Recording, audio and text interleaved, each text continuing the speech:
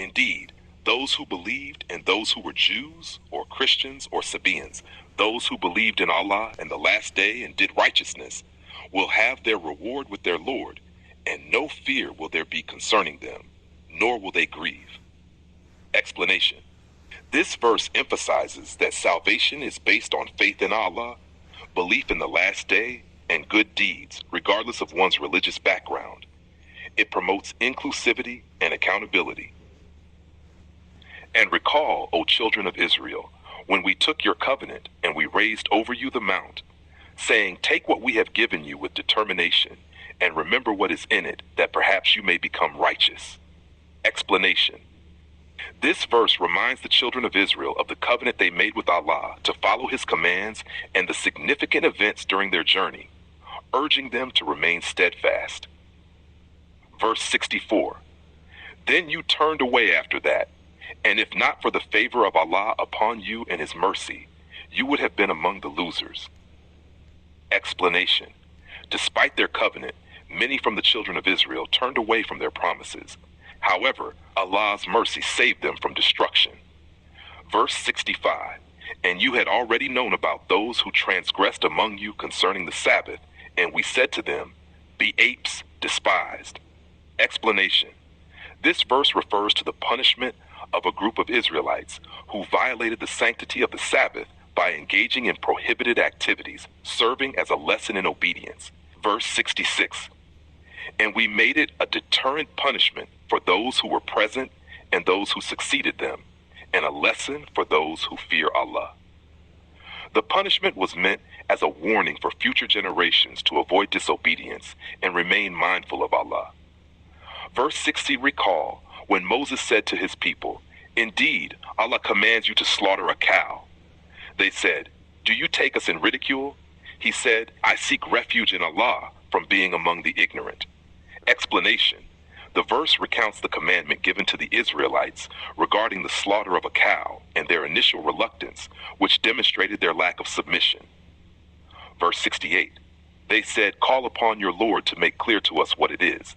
Moses said, he says, is a cow which is neither old nor virgin, but median between that, so do what you are commanded. The Israelites questioned further, seeking clarification, which revealed their hesitation and lack of trust in Allah's commands. Verse 69. They said, call upon your Lord to show us what its color is. He said, he says, it is a yellow cow, bright in color, pleasing to the observers. Explanation. Despite the clear instructions, they continued to complicate matters with additional questions. They said, call upon your Lord to make clear to us what it is. Indeed, all cows look alike to us. And indeed we, if Allah wills, will be guided.